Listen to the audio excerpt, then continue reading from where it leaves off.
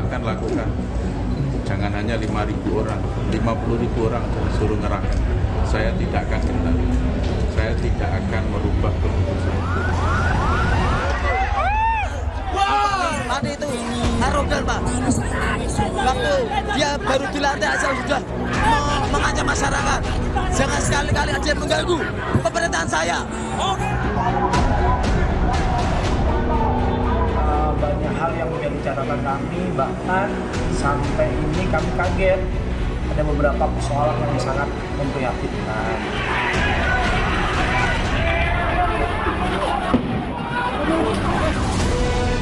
13 Agustus 2025, bumi Minatani membara. Masyarakat Pati menggelar aksi demonstrasi menolak kebijakan Bupati yang menaikkan pajak bumi dan bangunan hingga 250%. Aksi demonstrasi berakhir ricuh. Mobil polisi dibakar massa. Sejumlah warga ditangkap polisi.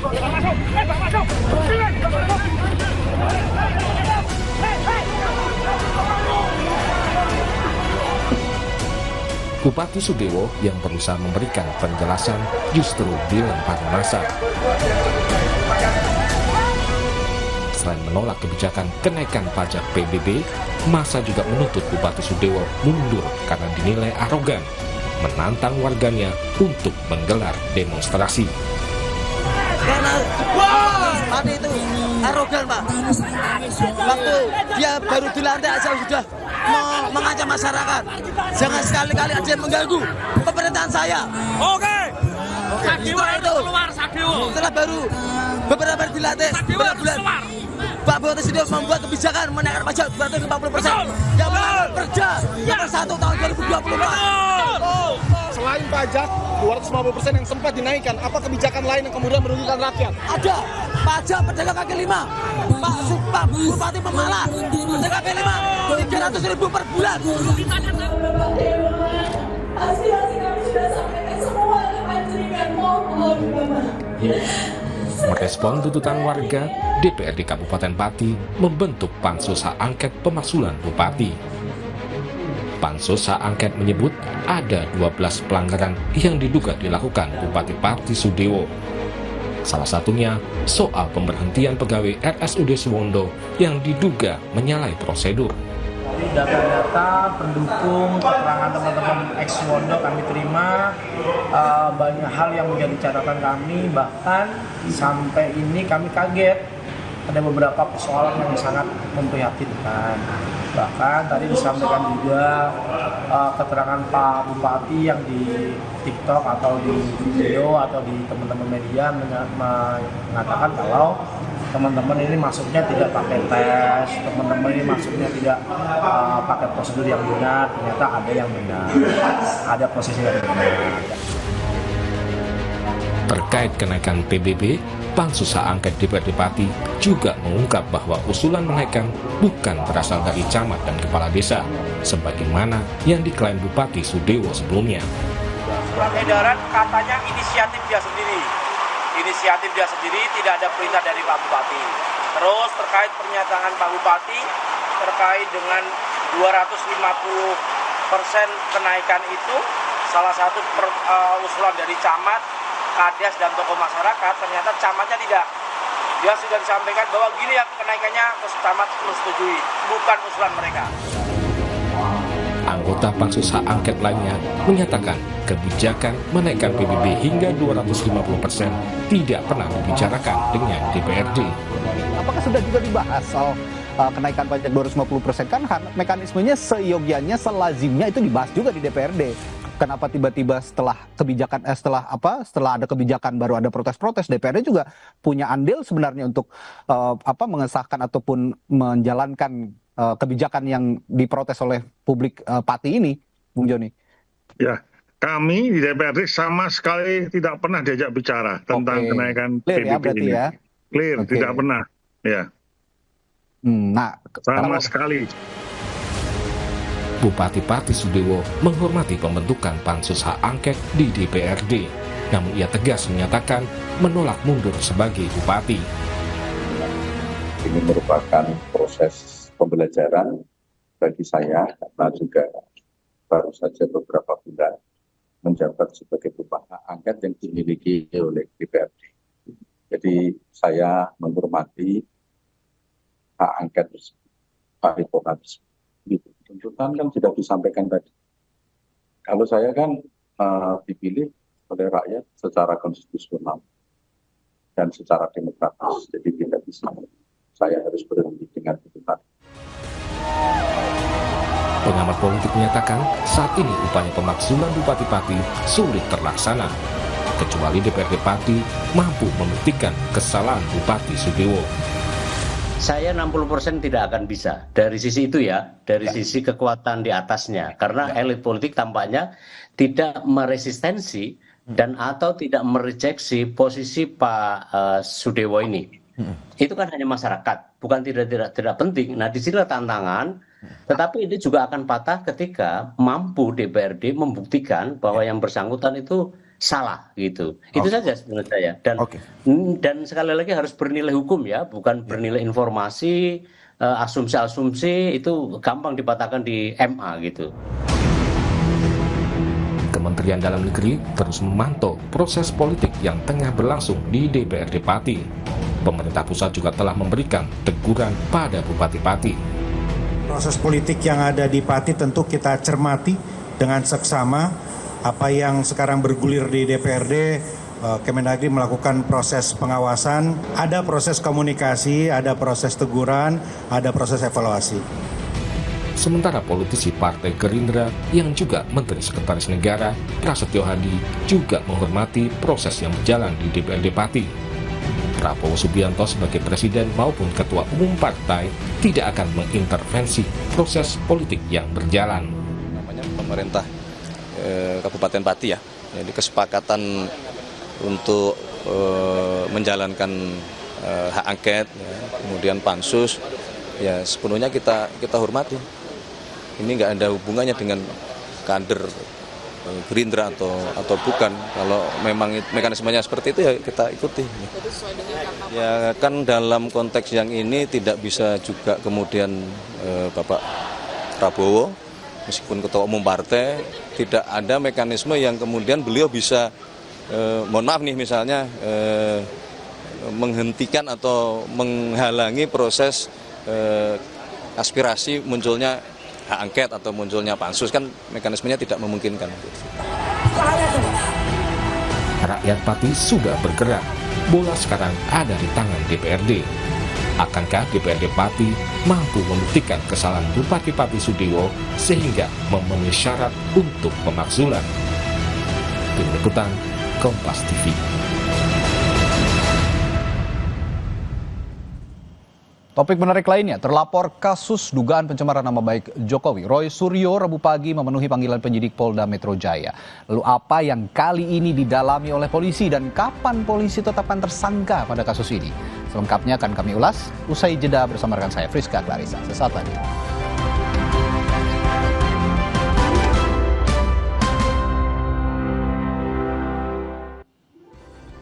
Masih di Sapa Indonesia Malam bersama saya Friska Clarissa. Terlapor kasus dugaan pencemaran nama baik Jokowi, Roy Suryo, Rabu pagi memenuhi panggilan penyidik Polda Metro Jaya. Ini adalah pemeriksaan pertama Roy Suryo sebagai saksi sejak kasusnya naik ke tahap penyidikan. Roy menjelaskan ia tidak membawa berkas bukti apapun karena merasa dirinya tidak melakukan kesalahan. Mantan Menpora ini juga mengaku percaya diri bakal lolos dari kasus hukum ini, kendati dirinya tetap mengikuti proses hukum yang sedang berjalan.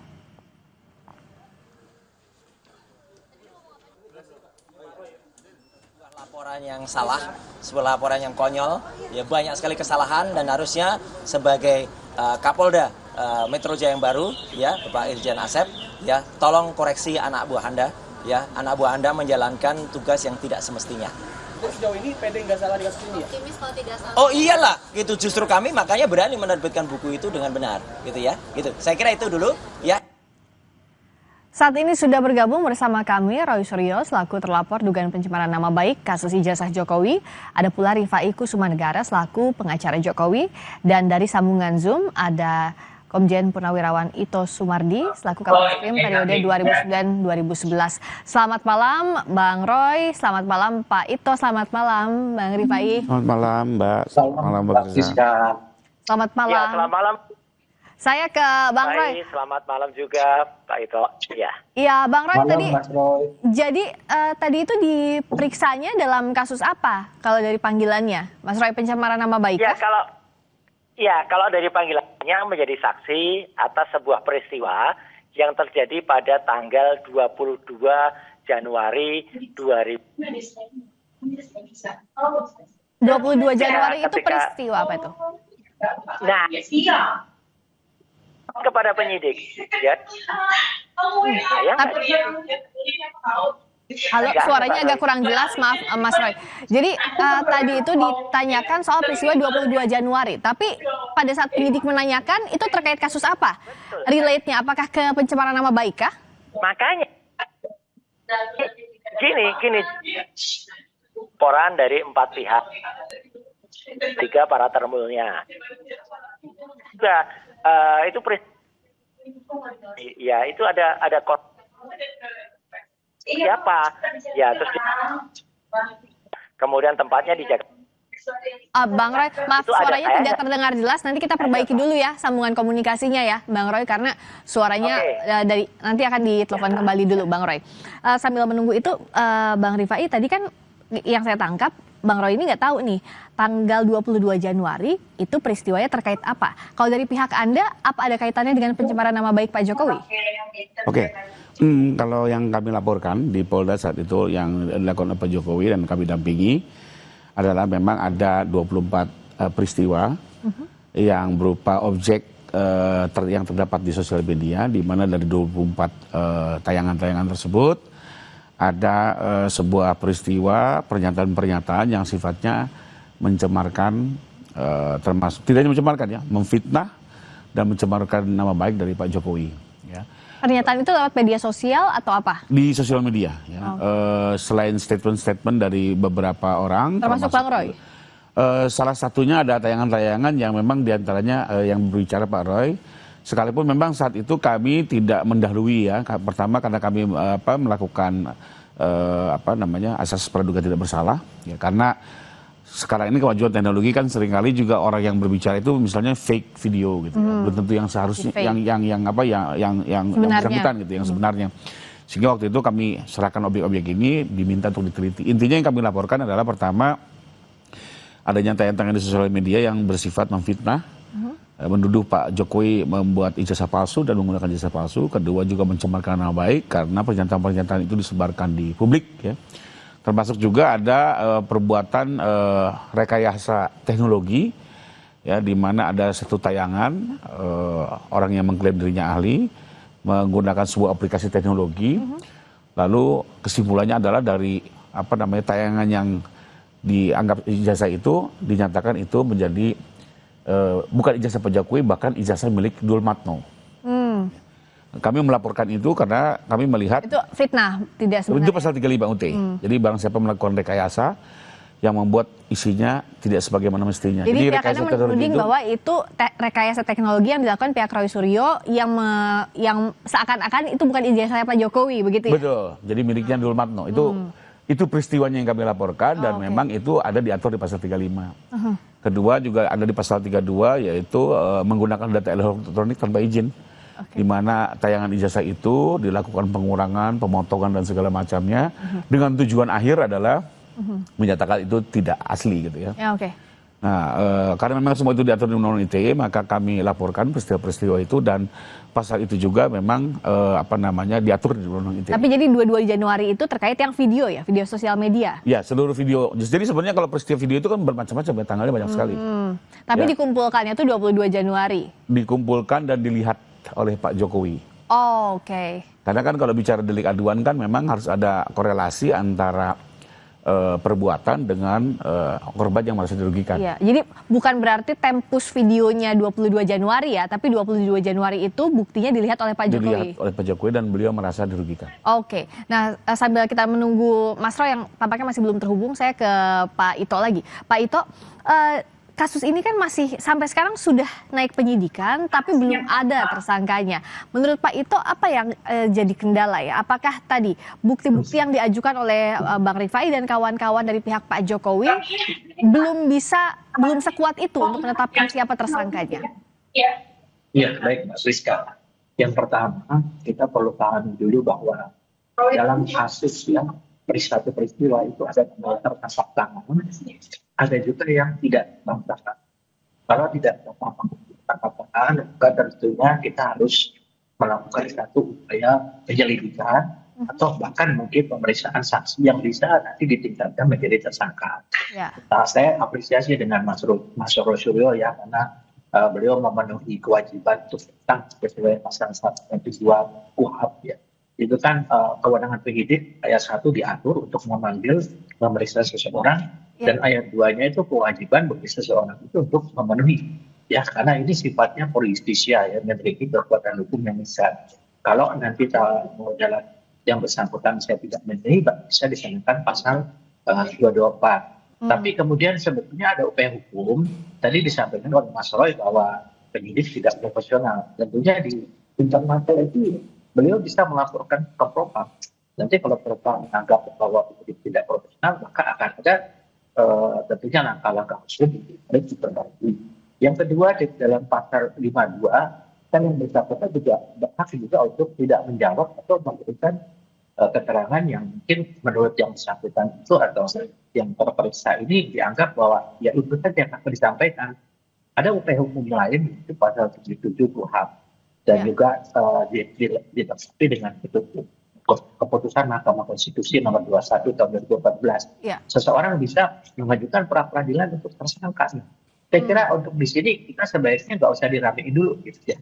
Mungkin ya kan Mas Roysuryo ini sahabat saya juga ya, ikutin aja permainan, karena nanti kalau misalnya kita membuat sesuatu yang mungkin menjadi heboh, takutnya nanti ada hal-hal yang bisa menimbulkan potensi hukum lain ya bagi pihak-pihak yang merasa tersinggung atau merasa jadi efeknya bisa lebih luas lagi begitu ya Pak Ito ya? Ya, ikutin aja. Jadi kalau Mas Roysuryo ingin tidak memberikan keterangan yang ada di dalam pasal 52 KUHP diatur di sana, Pak. Kemudian kalau memang mau mengajukan pra peradilan, ada itu keputusan Mahkamah Konstitusi nomor 21 tahun 2014 yang memperkuat dari pasal 73. Saya kira ikuti itu permainannya. Demikian. Ya, saya tanya ke Mas Roy sekarang. Tadi sudah terhubung lagi ya Mas Roy ya. Kalau tadi dari pihaknya Bang Rifai bilang bahwa itu terkait dengan tanggal 22 Januari saat Pak Jokowi melihat bukti-bukti yang diajukan. Ada misalnya dari video yang dianggap memfitnah Pak Jokowi. Bagaimana dari Mas Roy? Kenapa Bang Roy ketawanya lepas sekali? Ada apa? Melihat kelucuan yang sangat tidak pantas ya. Kalau Jokowi baru melihat tanggal 22 Januari. Kemudian pada saat melihat tanggal 22 Januari itu saya tidak ada di situ. Konferensi pers itu saya tidak menyebut. Bahkan peristiwanya yang kemudian disebutkan itu peristiwa yang tanggal-tanggal berikutnya. Jadi bulan Maret, bulan April. Ini lucu nggak? Ada orang video pada bulan Maret. Mas Roy didekatkan lagi ke telepon. Nah, seperti ini biar jelas suaranya. Didekatkan lagi teleponnya. Ya kan? Ya. Artinya gini, Januari, padahal peristiwanya sesudahnya. Ini apa enggak lawakan? Ini apa enggak dagelan yang namanya? Iya kan? Gitu. Artinya memang konyol banget. Halo Mbak. Ya halo. Sorry. Mas Roy, ya agak-agak putus-putus. Tapi Mas Roy tadi menganggap ini konyol. Tapi kalau dianggap tadi laporannya yang disampaikan oleh Bang Rifai dan kawan-kawan terkait dengan isi di sosial media, video-video yang Mas Roy sampaikan bersama kawan-kawan yang dianggap memfitnah Pak Jokowi, Mas Roy membantah itu? Makanya tadi polisinya juga bingung. Polisinya juga bingung tadi waktu saya kiri. Polisinya juga bingung karena itu lurus. Jadi artinya ketika dia tanya ke saya, Pak Roy ada mengetahui peristiwa tanggal 22 Januari? Tidak, karena saya tidak ada di peristiwa itu, nama saya pun tidak disebut itu. Kemudian apakah Anda melihat lagi peristiwa? Yang lain tuh ada nggak dalam surat pemanggilan? Tidak ada. Dan kemudian kalau tadi Pak Rifai menyatakan 22 Januari itu peristiwanya Jokowi melihat ada video-video pada fitnah. Itu kapan? Video-video itu baru terjadi itu pada bulan Maret, bulan April. Sekarang seluruh orang Indonesia bisa ngelihat nggak kelucuan ini? Seseorang melihat video pada tanggal 22 Januari, yang dilihat itu pada bulan Maret, April, dan lain sebagainya. Lucu nggak Mbak Friska? Nah, ya kan? Jadi ada seseorang, ya ada seseorang yang bisa melihat bulan-bulan berikutnya. Inilah konyol. Jadi polisinya tadi juga bingung. Akhirnya kemudian ya udah, saya hanya menjawab yang saya ketahui karena yang namanya saksi itu hanya boleh menjawab apa yang dia lihat dan apa yang dia saksikan. Saya nggak boleh berpendapat karena kalau berpendapat itu namanya pertanyaan-pertanyaan semua saya jawab, tapi saya jawab dengan tegas bahwa tidak ada hubungannya saya peristiwa tanggal 22 Januari dan kalau ada bukti, katanya tadi ada bukti 7 itu iyalah kalau itu ada saya semua. Minimal ada saya separuhnya atau minimal ada saya seperempatnya atau seperlimanya. Nggak ada. Adanya cuma 6 di antara 37. Jadi Bang Roy bilang bahwa jadi ini sama sekali sangat lucu ini. Oke, Mas Roy bilang bahwa ini adalah lucu, konyol dan tidak ada kaitannya kalau Mas Roy bilang, Bang Rifai. Iya. Oke, saya perlu klarifikasi sedikit ya. Jadi saya kembali lagi di bulan Januari ini yang dimaksud panggilan itu sendiri saya nggak clear ya, apa yang maksud di situ. Tapi yang pasti adalah bagi kami yang kita laporkan itu adalah 24 peristiwa yang tanggalnya berbeda-beda. Itu beda-beda tanggalnya semuanya. Lalu ada lagi yang pertemuan, saya nggak begitu tahu pasti ya. Yang 22 Januari ini apakah yang pertemuan TPU, saya juga nggak begitu paham gitu ya. Karena kembali lagi saya bukan penyidiknya. Tapi di sisi lain juga ada tempus di mana Pak Jokowi melihat. Ya, mengenai tanggal-tanggalnya ya mungkin nanti silakan dikonfirmasi ke penyidik. Tapi memang ini tanggalnya begitu banyak, ya, sehingga akhirnya terpaksa ya. Apakah semua tanggal harus masuk di situ? Tentunya juga nggak masuk akal. Di sebuah surat panggilan semua tanggal masuk bisa setengah halaman gitu ya. Jadi kalau misalnya polisi mengambil salah satunya ya wajar-wajar saja. Gitu ya. Tinggal nanti dilihat di dalam peristiwa-peristiwa yang disebutkannya itu apakah ada Pak Roy di situ, ya monggo Pak Roy menjawab saja gitu ya. Apakah ada pernah di situ, lalu kenapa bisa ada di situ, silakan diterangkan saja. Tapi kalau buat kami, buat saya apa yang dilakukan penyidik wajar-wajar saja gitu, karena kembali lagi tempusnya tanggalnya sangat banyak. Apakah semua tanggal masuk kan nggak mungkin. Itu lebih kurang. Ya, Mas Roy gimana? Ada banyak tanggal, nggak mungkin semua tempusnya masuk di sana. Iya, ini namanya tidak profesional, ya. Tidak profesional. Kenapa? Jelas dibuatkan tempus dan lokusnya. Secara hukum tempus dan lokus itulah yang harus dipakai. Kok PNA saja sekarang tiba-tiba yang ditanyakan tanggal yang lain, terus tanyakan lagi tanggal yang nggak boleh kayak gitu. Itu nggak profesional. Polisi tadi juga bilang, iya Pak, kami hanya menjalankan tugas. Ya, jalankan tugas dengan benar dong. Gitu. Akhirnya polisi mengakui, ya udah Pak, kalau gitu Bapak jawab aja yang tanggal 22 Januari. Ya sudah. Polisi menjawab yang 22 Januari dan itu saya tayangkan dalam BAP, semuanya saya tuliskan dan ada pertanyaan-pertanyaan lain tentang tanggal-tanggal yang lain, saya jawab itu tidak ada dalam pemanggilan. Jadi kalau tidak ada dalam pemanggilan ya nggak perlu dijawab. Ini juga saya sampaikan ke orang-orang yang lain ya, jangan mau Anda menjawab sesuatu yang tidak ditanyakan, yang tidak Anda ketahui, yang tidak dilihat langsung dan tidak didengar langsung. Jadi itulah makanya tadi saya menjawabnya cepat sekali gitu loh, meskipun ada beberapa pertanyaan dan beberapa puluh halaman, tapi ya kemudian nyatanya saya selesaikan ke BAP dan kepolisian polisi juga tadi penyidiknya juga puas karena sudah menerima dan banyak belajar dari saya tentang apa yang saya sampaikan soal undang-undang ini gunanya untuk apa, undang-undang ini gunanya untuk apa. Di depan saya jawab itu panjang ya tentang polisi. Dan satu lagi, saya bukan mengaku-ngaku ya gitu. Saya nggak mungkin diundang oleh stasiun TV termasuk juga Kompas ya kalau saya tidak punya kepakaran gitu. Jadi jangan salah ya gitu dan saya tidak memiliki podcast, saya tidak memiliki akun YouTube, saya juga tidak memiliki akun sosial media. Jadi Mbak Friska, saya tidak punya niat untuk mempublikasikan sesuatu, nggak ada niat saya mempublikasikan. Dan saya juga bela teman-teman media, jangan mau nanti Kompas tiba-tiba dipanggil, TV lain dipanggil, media lain gitu. Karena apa dianggap menyebarluaskan, itu ada undang-undangnya sendiri. Nah Mas Roy tapi menganggap bahwa materi penyidikan tidak jelas begitu ya Mas Roy ya? Kalau dari simpulannya Mas Roy. Iya, dan polisi juga ngakuin kok. Polisi nyatanya kemudian meng-ACC itu semua dan kemudian membenarkan saya dan kemudian menutup BAP itu sekitar jam 4 sore tadi. Oke, saya tanya ke Pak Ito, apakah materi penyidikan tidak jelas ini bisa jadi kendala dalam pengungkapan kasus? Kita bahas usai jeda di Sapa Indonesia Malam.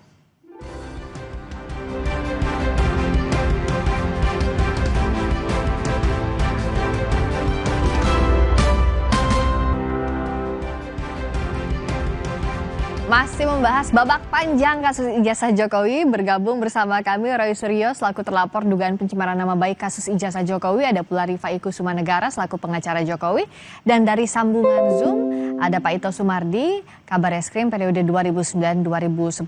Pak Ito, apakah kalau tadi Mas Roy bilang bahwa yang ditanyakan oleh penyidik itu tidak jelas, apakah ini bisa jadi sandungan dalam proses penyidikan, Pak Ito? Pengalaman saya selama 35 tahun dari polisi ya Mbak ya. Itu kayaknya kok enggak gitu ya, karena gini, setiap penyidik itu dalam menyusun satu pertanyaan itu dia sudah melakukan analisa pilar dulu bersama-sama. Jadi kalau dikatakan bahwa polisinya bingung, saya nggak percaya. Karena saya tahu penyidik Polda Metro itu kan anak-anak yang profesional ya. Yang kedua, kalau memang dianggap tidak profesional, maka ada dua jalan yang bisa dilakukan, melaporkan ke Propam, atau mungkin ya kita menunggu saja nanti kalau dari jaksa mengatakan bahwa kasus ini tidak bisa diteruskan, nah bolehlah ditulis gede-gede ke polisi tidak profesional itu. Jadi jangan secara dini kita mengatakan polisi tidak profesional ya, karena mereka itu kan dididik di Akpol, dididik di Sespi dan sebagainya, itu saya kira bidangnya kan beda dengan Mas Roy. Kalau misalnya mereka disuruh ngomong soal telematika mungkin nggak profesional. Tapi kalau masalah penyidikan pasti mereka lebih profesional dari Mas Roy kan. Saya kira mungkin kita janganlah membuat satu narasi yang merendahkan institusi, apalagi merendahkan profesi. Saya kira sebagai seorang akademisi mungkin itu kurang elok lah ya menurut saya. Jadi kita sebaiknya ikuti saja. Kalau memang ada hal-hal yang tidak ingin kita sampaikan, itu ada hak kita diatur dalam pasal 52 tadi kan. Kemudian juga kalau memang kita tidak terima, kita ditetapkan nanti misalnya dinaikkan sebagai tersangka, ya ajukan saja pra peradilan, kan ada langkahnya. Jadi saya kira yang dilakukan penyidik saat ini adalah sudah melalui satu penyelidikan yang lama. Mereka hanya mengambil keterangan, mereka tidak menyimpulkan. Jadi nggak mungkin lah kalau mereka bingung, nggak mungkin. Itu Mas Roy ini kan orangnya seneng guyon, jadi saya anggap itu guyonan aja. Demikian Mbak Friska. Mas Roy, gimana kata Pak itu jangan terlalu dini menyimpulkan misalnya apa yang jadi materi penyidikan tidak jelas atau penyidikan tidak profesional, karena pasti berlaku SOP yang diterapkan dalam penyidikan ini, Mas Roy. Ya gini, saya menyampaikan begini, karena tadi juga sama seperti tadi saat membuka, ya kan, saat dibuka tadi kan Pak Rifai juga bilang, akhirnya diralatkan tadi, bahwa katanya Jokowi itu melihat peristiwa itu tanggal 22 Januari. Ternyata pada saat 22 Januari itu katanya melihat peristiwa bulan Maret, bulan April, ini kan konyol, ya. Gak mungkin seseorang bisa melihat sesudahnya. Jadi itu terima kasih sudah diralat ya. Jadi seluruh Indonesia melihat kan. Jadi lawyernya saja menyimpulkan atau melaporkan sesuatu saja salah. Di 22 Januari itu tidak ada apa-apa bagi saya. Ya kalau 22 Januari saya tadi pertanyakan, apa hubungannya 22 Januari dengan saya? Nah, tidak ada kata Pak penyidiknya. Gitu ya. Ada saya nggak di situ? Tidak ada juga Pak. Nah terus ngapain saya gitu? Nah ini Pak, ini ada hal lain. Oke, itu ada hubungannya nggak dengan 22 Januari? Gitu kan? Ada saya nggak? Karena nggak ada, ya sudah. Kemudian tadi ada hal lain yang kemudian dipertanyakan ke saya, yaitu soal akun. Ya, akun saya jawab dengan tegas. Saya nggak punya akun, saya nggak pernah posting, saya nggak punya Twitter, ya kan gitu. Dan saya nggak punya sosial media yang lain, apalagi gitu kan. Nah, terus dia menanyakan ke saya. Ini yang menurut saya Pak Ito, ya kita hormati juga para penyidik yang memang mereka hanya menjalankan tugas. Ya, mereka kemudian menanyakan, apakah Anda tahu soal akun ini postingannya menyebut nama sahabat saya, ya gitu, menyebut juga ini. Lah saya kan nggak boleh memberikan kesaksian atas orang lain, gitu loh. Itu kan namanya testimonium di auditu, gitu loh. Jadi artinya saya tidak menjawab atas postingan orang lain. Saya juga tidak perlu menjawab atas orang lain. Dan kemudian kalau kemudian ada tayangan TV gitu ya dihadirkan, kemudian saya tanya, nah di situ tuh saya diundang atau apa gitu kan? Nah, Pak, saya punya nggak TV itu? Enggak Pak. Nah sudah toh, saya bukan saya punya TV itu. Kemudian saya ditanyakan apa maksudnya TV itu mengundang. Lah tanyakan ke TV dong. Tapi saya sekali lagi menyatakan, kalau TV itu dipersalahkan, saya pun juga keberatan. Saya orang komunikasi, saya pengajar di komunikasi. Saya tidak rela gitu kalau teman-teman media itu. Gitu. Tapi yang jelas Mas Roy menganggap gitu, bahwa materi penyidikannya jelas atau tidak? Bagi saya gini, materi penyidikan khusus untuk saya itu ini copy paste untuk materi penyidikan orang lain. yang kemudian ada dianggap saya memposting, dianggap saya kemudian membuat dapat diakses ya.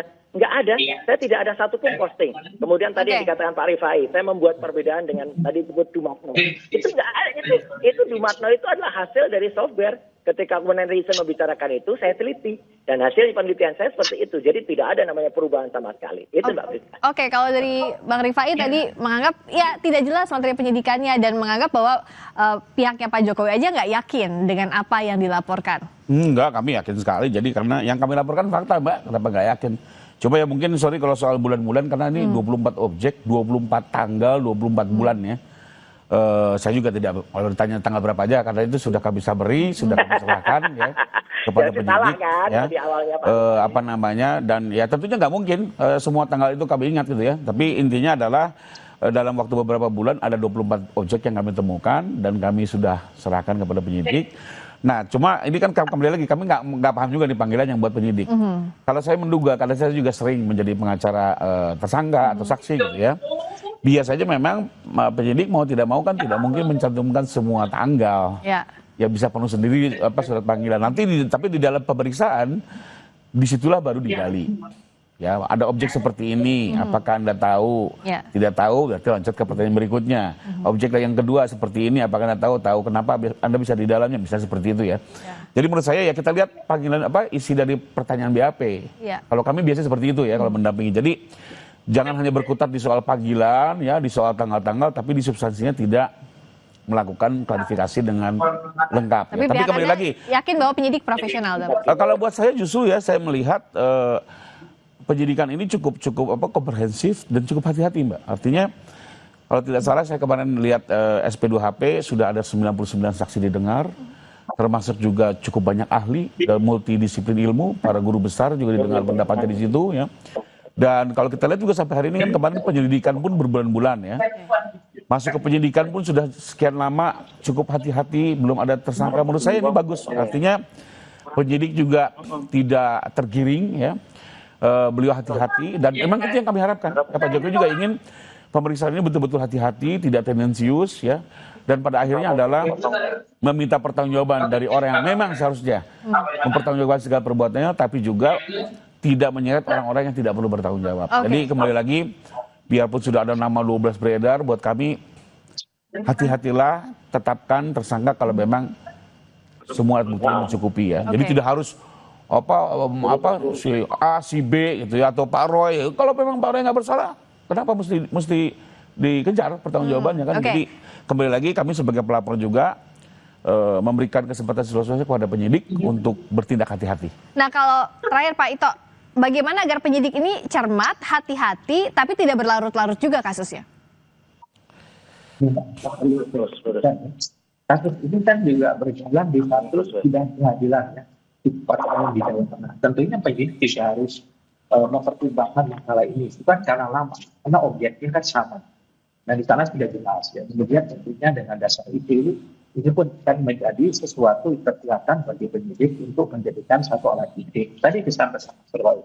Kalau memang ada hal-hal yang tidak sesuai, itu justru yang menguntungkan Mas Roy. Jadi saya kira kenapa harus mengatakan penyidik tidak profesional? Justru dengan yang tidak sesuai dengan keterangan saksi yang lain, kemudian dikontak oleh Mas Roy dengan keterangan yang berbeda, nanti penyidik akan menyimpulkan. Tetapi kalau misalnya itu ada keterangan lain sudah didukung dengan keterangan ahli dan sebagainya, tentu penyidik juga akan menetapkan untuk meningkatkan status sebagai tersangka kalau memang diperoleh 2 alat bukti minimal yang cukup. Dan di sini tentunya seseorang yang ditetapkan sebagai tersangka, jangan kebakaran jenggot dulu. Tersangka itu kan orang yang disangka, bisa melakukan, bisa juga tidak. Dan nanti kita tunggu di penuntutan umum atau di pengadilan atau mungkin di drop.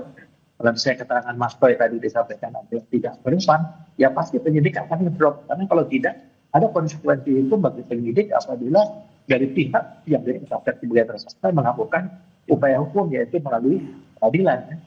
Saya kira apa yang disampaikan Bang Rifa itu tepat sekali ya, penyidik saat ini sangat hati-hati. Jadi demikian namanya proses ini menunjukkan profesionalisme dan kehati-hatian penyidik. Saya kira percayalah, polisi juga tidak ada instansi apa kepada seseorang. Kita bertindak profesional karena juga sudah dikawal oleh Kompolnas ya.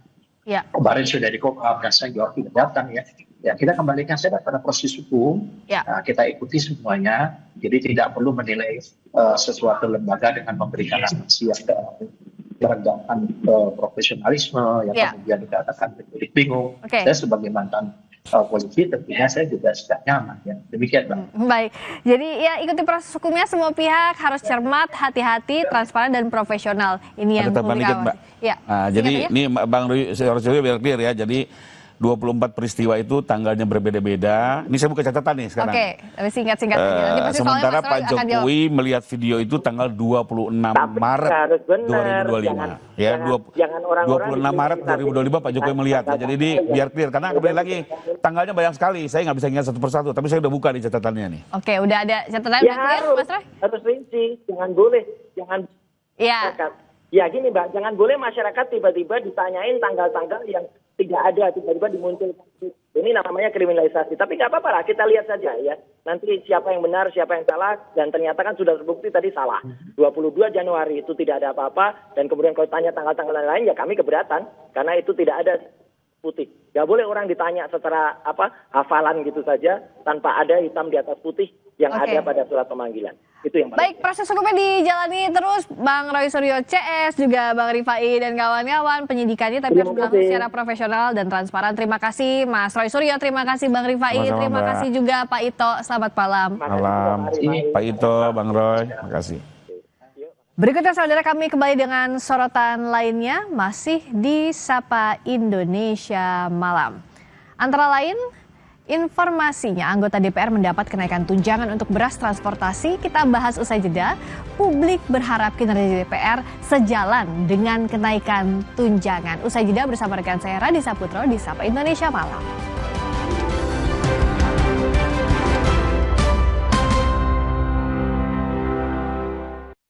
Kenapa gigi kita harus kuat, Pak? Gigi kuat itu penting, kayak gigi keluarga kita. Bisa makan apa aja. Pakai Ciptaden Maxi 12 Plus dengan 3 keunggulan baru.